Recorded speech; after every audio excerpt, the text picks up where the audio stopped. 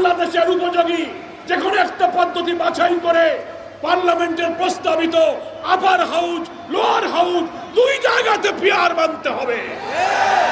তা না হলে ঐক্যবদ্ধ কমিশনে আমরা যারা পিয়ারের পক্ষে, জুলাই সনদের পক্ষে বিচারের দাবিতে আজ ঐক্যবদ্ধ হতে যাচ্ছি, ইসলামী দল এবং দেশপ্রেমিক দল এই দাবি আদায় না হওয়া পর্যন্ত আমাদের রাজপথের আন্দোলন অব্যাহত থাকবে।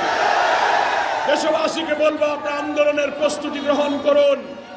আজকে সাংবাদিক সম্মেলনের মাধ্যমে আমরা যারা এই সংস্কার কমিশনে পিয়ারের দাবিতে, জুলাই সনদের দাবি সহ বিচারের পর দ্রুত ফেব্রুয়ারিতে নির্বাচনের দাবি করেছি, তারা সাংবাদিক সম্মেলন করে আন্দোলনের কর্মসূচি আমরা সবাই ঘোষণা করেছি। এই আন্দোলনে আমরা থাকব। অবশ্যই ভিন্ন অপরাধীদের বিচার করে জুলাই সনদের জন্য আমরা যে প্রস্তাব দিয়েছি, দেশের বেশিরভাগ জনগণ পিয়ার মানে, অথচ একটা দল বলছে কেউ মানে না। বিভিন্ন সংস্থা সার্ভে করেছে, 70% বেশি জনগণ পিয়ারের পক্ষে আছে।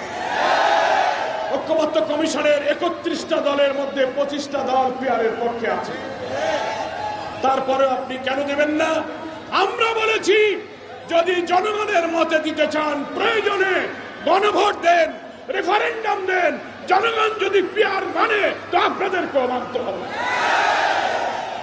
তা না হলে আমরা বলেছি, আপনারা স্পেশাল প্রভিশনাল একটা কনস্টিটিউশন ওয়ার্ল্ডের বিশেষ সংবিধান আদেশ দিয়ে আপনারা এটাকে আইনি ভিত্তি দেন।